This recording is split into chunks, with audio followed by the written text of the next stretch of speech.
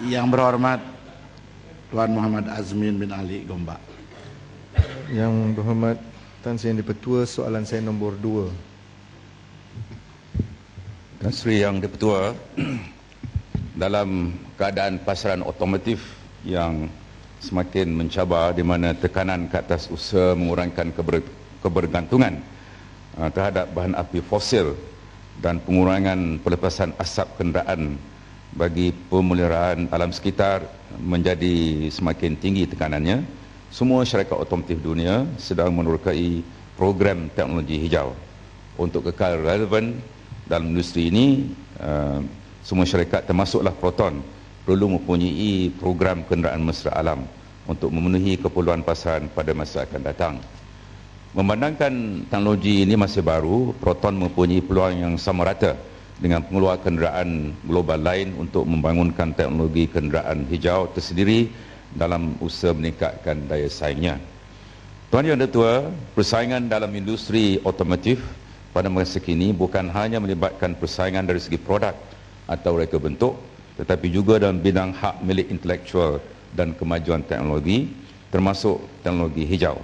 Sejajar dengan peredaran masa dan untuk bersaing di peringkat serantau, Proton perlu memiliki hak milik teknologi terkini. Ini akan memberikan kelebihan kepada syarikat tersebut.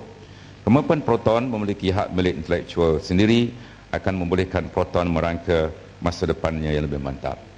Tuan Yang di-Pertua, Proton telah mengadakan perbincangan dengan beberapa syarikat untuk menjalin kerjasama dalam bidang teknologi hijau.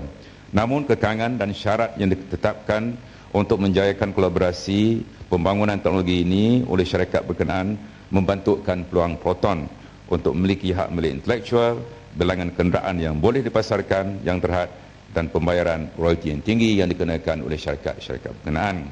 Oleh itu, Proton telah memilih syarikat Fraser Nash Research (FNR) untuk membangunkan kenderaan elektrik ataupun EV dan hybrid. FNR adalah sebuah firma penyelidikan dan pembangunan R&D yang mempunyai kemahiran khusus dalam bidang tenaga alternatif, terutamanya untuk penggunaan kenderaan. FNR yang berpengkalan di United Kingdom dikenali ramai kerana telah mencapai satu kemajuan besar dalam bidang teknologi sistem bateri dan tenaga solar fotovoltaik. Untuk makluman ahli yang hormat, 2 tahun berturut-turut iaitu tahun 2010 dan 2011, kereta Proton telah mendapat nombor 1 dalam saingan Future Car dalam Brighton London Challenge yang mendapat anugerah Most Efficient Car. Ia bersaing dengan 70 kereta lain, termasuklah daripada jenama-jenama ternama di seluruh dunia. Ini satu kebanggaan bagi Proton. Tuan Yang di-Pertua, kerjasama dengan FNR adalah berdasarkan kemampuan inovatif syarikat tersebut dalam usaha R&D teknologi hijau. Di samping itu, syarikat ini merupakan syarikat milik persendirian dan bukan ahli kumpulan syarikat pembuat kereta gergasi yang lain. Dengan kerjasama ini, Proton berpeluang membangunkan serta memiliki sendiri hak milik intelektual yang berkaitan dengan teknologi hijau terbabit. Tuan Yang di-Pertua, jurutera FNR telah pun bekerja rapat dengan pihak Proton dalam projek teknologi hijau ini, iaitu dalam program EV dan Range Extended Electric Vehicle ataupun REV. Pada masa ini ada 35 biji kenderaan yang dalam satu program pilot test dengan izin. Ini untuk memastikan pemindahan kemahiran dan lebih utama lagi jurutera Proton mampu untuk menambah baik sistem bagi keperluan tempatan dan juga luar negara. Sebelum aktiviti R&D bersama FNR tersebut, Proton tidak mempunyai kemahiran.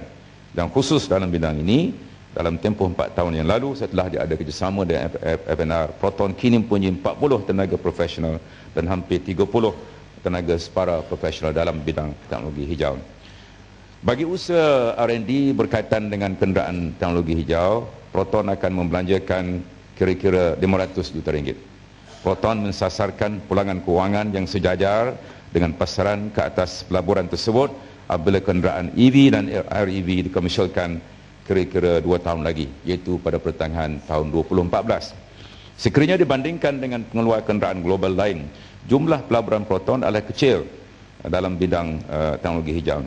Umpamanya General Motors membelanjakan kira-kira 1.2 bilion dolar Amerika untuk membangunkan Chevrolet Volt, manakala Nissan Renault membelanjakan kira-kira 5.6 bilion dolar Amerika untuk membangunkan kenderaan elektriknya. Jadi kos Proton 500 juta ringgit adalah jauh lebih rendah daripada kos 5.6 bilion dolar Amerika yang dibelanjakan oleh Nissan dan Renault.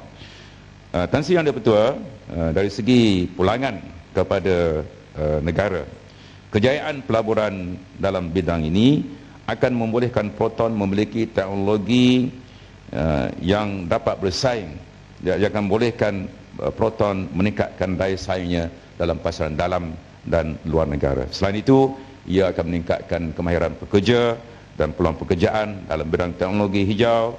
Ia juga akan mengurangkan pergantungan kepada bahan fosil dan juga insya-Allah akan mengurangkan dengan izin carbon emission. Terima kasih.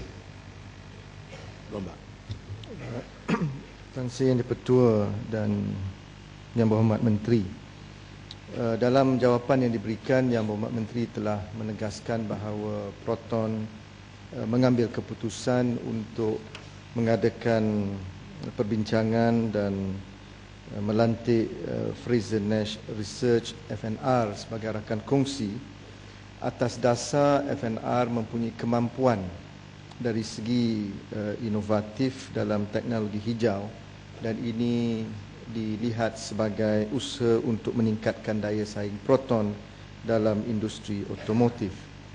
Lanjutan daripada itu, pengerusi Proton, penasihat Proton Tun Dr. Mahathir pernah mengeluarkan kenyataan resmi bahawa kenderaan elektrik ini atau EV dan hybrid akan mula dipasarkan oleh Proton pada tahun 2011. Maka dengan rakan kongsi yang telah dijamin kemampuannya dan dengan pengumuman penasihat Proton untuk memasarkan kenderaan ini pada 2011, saya ingin bertanya, mengapakah Proton masih lagi gagal untuk memasarkan kenderaan model hybrid dan EV ini pada tarikh yang telah disasarkan. Yang kedua, pada tahun 2011, kerajaan telah pun mengeluarkan satu grant berjumlah 270 juta ringgit kepada Proton untuk memulakan penyelidikan dan pembangunan kereta berteknologi hybrid. Dan Proton telah menyerahkan 30 kenderaan hybrid sebagai hasil daripada kajian yang telah dibuat. Ini bermakna setiap kenderaan itu nilaian kajiannya 9 juta ringgit. Apakah ini satu pelaburan yang menasabah bagi Proton dengan kos yang begitu tinggi yang dikeluarkan oleh kerajaan, tetapi sehingga hari ini kita gagal melihat pasaran yang dibuat seperti yang telah dijamin oleh penasihat Proton. Terima kasih. Tan Sri Yang Di-Pertua, dakwaan Gombak bahawa ada janji untuk mengeluarkan kereta EV hybrid secara komersial pada tahun 2011 itu saya tak ingatlah, dan saya akan semak sama ada benar atau tidak. Setahu kita, rancangan Proton pada masa inilah untuk mengeluarkan kereta komersial ini, kereta secara komersial pertengahan 2014, iaitu kira-kira 2 tahun daripada sekarang. Untuk membangunkan satu produk makan masa yang lama dalam industri otomotif, khususnya 3-4 tahun untuk mengeluarkan satu model. Jadi 4 tahun ini adalah satu proses yang biasa dalam industri otomotif dan memerlukan banyak research and development. Tan Sri Yang Di-Pertua, soalan yang kedua berkaitan dengan kos adalah tidak munasabah, amat tidak wajar bagi Gombak untuk membahagikan 500 juta ringgit itu dengan 30-35 biji kereta dan mendapat angka 9 juta satu kereta. Ini adalah satu usaha yang deliberate dengan izin bagi memesongkan kefahaman rakyat tentang perkara ini. Yang penting ialah 2014 akan dikeluarkan secara komersial. Maka pulangannya ini bukan kosnya, cost of research development ini, ya, Gombak pasti tahu, ya, adalah tinggi untuk membangunkan kereta seperti saya sebut kata Nissan membelanjakan 5.6 bilion dolar Amerika kali dengan 3, ya, maknanya 15 bilion ringgit. Ini 500, ya, 500 juta ringgit dengan 500 juta ringgit dengan 15 bilion, ya, bezanya. Jadi maknanya nisbahnya berapa tu, 15 bilion dengan 500, ya. Jadi 500, 5,000, 10, 3-4% saja, ya. 3-4-5% saja. Jadi 500 juta ringgit akan dibelanjakan oleh Proton, walhal akan dibelanjakan oleh dan telah dibelanjakan Nissan ialah 5.6 bilion dolar Amerika. Jadi dalam buat sebarang apa itu penyelidikan, ia melibatkan kos yang tinggi. Untuk buat penyelidikan dalam bidang kelapa sawit umpamanya kita belanjakan ratusan juta sebelum kita Malaysia menjadi satu negara yang ulung dalam bidang kelapa sawit. Untuk kita membangunkan industri getah, ya, kita membelanjakan ribuan juta ringgit untuk memajukan getah. Untuk membangunkan sektor semiconductor, ya, kita mempunyai pelbagai research facilities.